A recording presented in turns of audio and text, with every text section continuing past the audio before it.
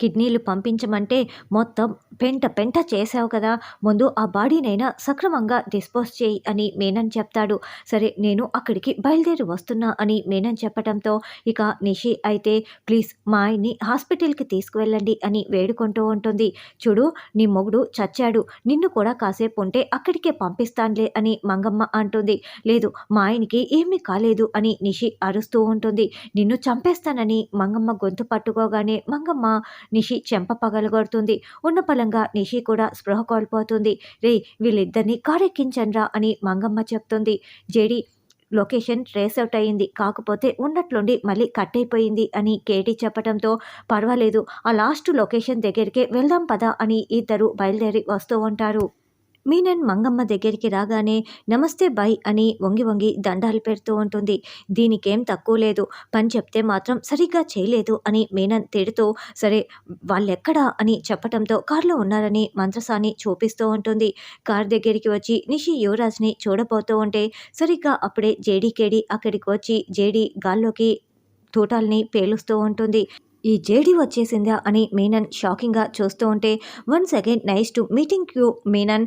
అయినా ఈ కిడ్నీ రాకెట్ల వెనుక ఉన్నది కూడా నువ్వేనా? అన్ని ఇల్లీగల్ పనులు నువ్వే చేస్తున్నావన్నమాట.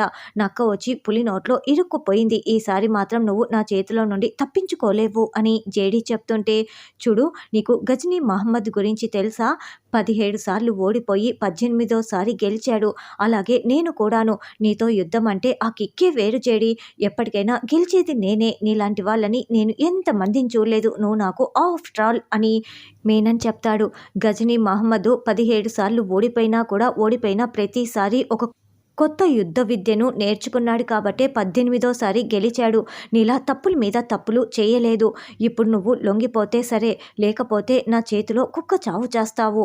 మళ్ళీ జన్మంటూ ఉంటే మనిషిగా పుట్టాలని నువ్వు దేవుణ్ణి వేడుకో, లేకుంటే నా చేతిలో ఇలాగే చస్తూ ఉంటావు అని జేడీ చెప్తుంటే చూడు జేడీ నువ్వే వచ్చి నా కాళ్ళు పట్టుకొని బతిమలాడితే సరే నేను నిన్ను వదిలేస్తాను, లేకుంటే నువ్వే నా చేతిలో చేస్తావు అని మీనన్ వార్నింగ్ ఇస్తూ ఉంటే లేకుంటే ఏంటి ఏం చేస్తావు రా చూసుకుందాం అని జేడీ అంటుంది. దేవా వెళ్ళండి అని మీనన్ చెప్పడంతో జేడీకేడి రౌడీలని విరగ్గొడుతూ చితక్కొడుతూ ఉంటారు. అలా జేడీ రౌడీలని చితక్కొట్టి మీనన్ చెంప పగలగొట్టడానికి చెయ్యి ఎత్తుతుంది. అయితే అప్పుడే ఒక రౌడీ వచ్చి జేడీ చేతిని పట్టుకోవటంతో జేడీ వాణ్ణి ఒక్క తోపు తోసేసి విరగ్గొట్టేస్తుంది. మళ్ళీ మీనన్ని కొడదాం అనుకునే లోపల ఈసారి మంగమ్మ వచ్చి జేడీ ముఖంపై ఒక పంచి ఇవ్వటంతో జేడీ కాస్త కింద పడిపోతూ మళ్ళీ కింద పడిపోకుండా ఒక్క క్షణం అలాగే నిలదొక్కుని నిలబడి ఇక మంగమ్మ వైపు ఉగ్రరూపం చూపిస్తూ ఉంటుంది. అయితే మంగమ్మ మళ్ళీ జేడీని కొట్టడానికి విరుచుకు పడిపోతూ చెయ్యి ఎత్తగానే ఈసారి మమ్మల్నే కొడతావా అంటూ ఇంత మోసం చేసిన నిన్ను అస్సలు వదిలిపెట్టను అని ఆవిడ చెంపపై ఒక్క దెబ్బ వేయగానే అది కాస్త స్పృహ కోల్పోయి కింద పడిపోతుంది. ఇక మీనన్ మళ్ళీ జేడీని కొట్టగానే జేడీ కింద పడిపోతూ ఉంటుంది. అయితే జేడీ కూడా మీనన్పై విరుచుకు పడిపోతుంది. అప్పుడు కేడీ కూడా అక్కడికి రావటంతో జేడీ కేడీ ఇద్దరు ఒకరి చేయి ఒకరు పట్టుకొని మీనన్పై విరుచుకు పడిపోతారు. అయితే మీనన్ ఏ మాత్రం బెదరకుండా మళ్ళీ వాళ్ళని కింద పడేస్తూ ఉంటాడు. జేడీ నువ్వాగు నేను చూసుకుంటాను అని కేదార్ మీనన్ ఇద్దరు కొట్టుకుంటూ ఉంటారు.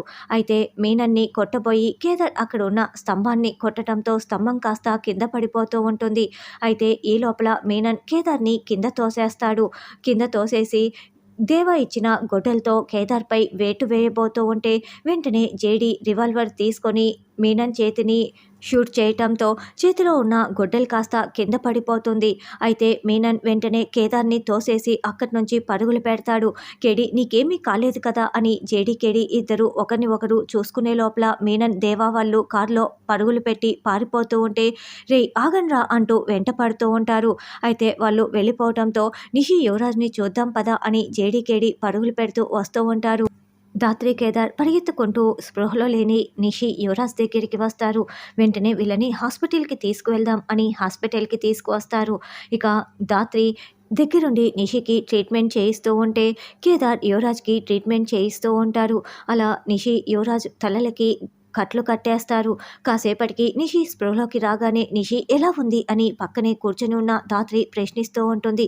యువరాజ్ ఎక్కడ, యువరాజ్ ఎక్కడ అని నిషి అడగటంతో యువరాజ్కి ఏమీ కాలేదు, పక్క రూమ్లో ఉన్నాడు అని ధాత్రి చెప్తుంది. థ్యాంక్ యూ జగదాత్రి, సమయానికి మీరు రాకపోయి ఉంటే మేము చచ్చిపోయి ఉండేవాళ్ళం అని ధాత్రి చేతుల్ని పట్టుకొని నిషి కృతజ్ఞతలు తెలుపుకుంటూ ఉంటే, నువ్వు థ్యాంక్స్ చెప్పటానికి కూడా ఒక పర్పస్ అంటూ ఉండాలి నిషి, క్షమిస్తున్నాను కదా అని చెప్పి ఇలా ప్రతిసారి సారీ చెప్తూ తప్పులు చేసుకుంటూ వెళ్ళటం ఎంతవరకు కరెక్ట్ అని నిషి చేతిని విదిలించేసుకొని ధాత్రి నిలదీస్తూ ఉంటుంది. అలా థ్యాంక్స్ చెప్పే వాళ్ళకి కూడా విలువ లేకుండా అయిపోతుంది అని ధాత్రి నిలదీస్తూ ఉంటుంది. తర్వాత యువరాజ్ దగ్గరికి కేదార్ వచ్చి చెయ్యి పట్టుకుంటూ ఉంటే యువరాజు బెడ్ మీదే ఉండి చేతిని విదిలించేసుకుంటూ ఉంటాడు. రే యువరాజ్, ఎందుకురా నేనంటే నీకు అంత కోపం, ఎప్పుడు నన్ను అసహించుకుంటూనే ఉంటావు, నేనేం తప్పు చేశాను అని కేదార్ అంటే, నువ్వు మా ఇంట్లో అడుగు పెట్టడమే నువ్వు చేసిన పెద్ద తప్పు అని యువరాజ్ అంటాడు. చిన్నప్పటి నుంచి నువ్వు చాలా గారాబంగా పెరిగావు నిషి, అలాగని ఇలా తప్పులు చేస్తూ వెళ్ళకు. నువ్వు ఇప్పుడు వజ్రపాటి కుటుంబ ఇంటి కోడలివి, ఆ హుందాతనాన్ని అలాగే నిలబెట్టుకో అని ధాత్రి చెప్తుంటే నిషి కోపంగా వింటూ ఉంటుంది. రే యువరాజు, నేను నీ ఆస్తి కోసమో అంతస్తు కోసమో రాలేదు, నేను అనాథని కాదు, వజ్రపాటి కుటుంబ వారసునని నిరూపించుకోవటానికే వచ్చాను. నేను ఎన్నిసార్లు సాక్ష్యాలు తీసుకువద్దామనుకున్నా నువ్వు అడ్డుపడుతూనే ఉన్నావు. అసలు నేను ఆస్తి అంతస్తు ఏమీ కోరుకోవటం లేదు, నేను మన కుటుంబం కోసం వచ్చాను, నాకు కావాల్సింది ఇంటి పేరు మాత్రమే, నేను అనాథని కాదు అని చెప్పుకోవటం మాత్రమే అని కేదార్ ఎంత చెప్తున్నా కూడా యువరాజ్ అసలు పట్టించుకోకుండా కేర్లెస్గా వింటూ ఉంటాడు. నువ్వు అవునన్నా కాదన్నా నేను నీ అన్నని, మన ఇద్దరి ఒంట్లో ఒక రక్తమే ప్రవహిస్తూ ఉంది, నేను నీ అన్ననే అంటూ కేదార్ చెప్పి ఏడుస్తూ బయటికి వస్తాడు. రే, నువ్వు ఇన్ని జన్మలెత్తినా కూడా నేను అన్న అని నిన్ను పిలవను, వజ్రపాటి కుటుంబ వారసుడు అని నేను అంగీకరించను అని యువరాజు అనుకుంటూ ఉంటాడు. మీరు ఎన్నిసార్లు సాక్ష్యాల్ని నాశనం చేసినా మేమైతే నిరూపించే తీరుతాము, మీరు మారితే బాగుంటుంది అని ధాత్రి వార్నింగ్ ఇస్తూ ఉంటే, పోనీలే నన్ను కాపాడావు కదా, యువరాజ్ని కాపాడావు కదా అని నేను నీపై ప్రేమ పొంగిపోయి థ్యాంక్స్ చెప్తున్నానని అనుకోకు, నువ్వు ఎన్ని జన్మలెత్తినా నా తోడి కోడలివి కాలేవు, జగదాత్రి ఎప్పటికీ నా శత్రువే, అలాగే మీరు ఆ కేదార్ గాడు ఆ ఇంటి వారసుడని నిరూపించుకోలేరు, నేను మాత్రం ఎప్పటికీ నిన్ను శత్రువుగానే చూస్తూ ఉంటాను, ఇది నువ్వు గుర్తుపెట్టుకో అని నిషి అంటుంది. కేదార్ గుండెలు పగిలేలా ఏడుస్తూ ఉంటే నిషి మాట్లాడిన మాటలకి ధాత్రి కోపంగా కేదార్ దగ్గరికి వస్తుంది. కేదార్ బాధపడకు అని చెప్తుంటే, ఎందుకు ధాత్రి, ఎన్నిసార్లు చెప్పినా యువరాజ్ నన్ను అర్థం చేసుకోవటం లేదు అని కేదార్ ఏడుస్తూ ఉంటాడు. చూడు, కేదారు కుటుంబానికి విలువ ఇస్తాడు, కోష్కి వదిన విషయంలో ఆ రౌడీపై కేదార్ ఎలా ప్రవర్తించాడో నువ్వు కూడా చూసావు కదా, ఏదో ఒక రోజు మనస్ఫూర్తిగా నిన్ను అన్నగా అంగీకరిస్తాడు, ఆ రోజు త్వరలోనే వస్తుంది, చూస్తూ ఉండు అని ధాత్రి ధైర్యం చెప్తూ ఉంటుంది. నాకైతే నమ్మకం రావటం లేదు ధాత్రి అని కేదార్ బాధపడుతూ ఉంటే, లేదు, త్వరలోనే ఆ రోజు వస్తుంది, చూస్తూ ఉండు, అప్పుడు అందరం ఒకటవుతాము అని ధాత్రి చెప్తూ ఉంటుంది. ఏంది బా, ఇంకా వీళ్ళు రాలేదు అని వైజయంతి ఇంటి దగ్గర సుధాకర్ కౌశిక్ని నిలదీస్తూ ఉంటుంది.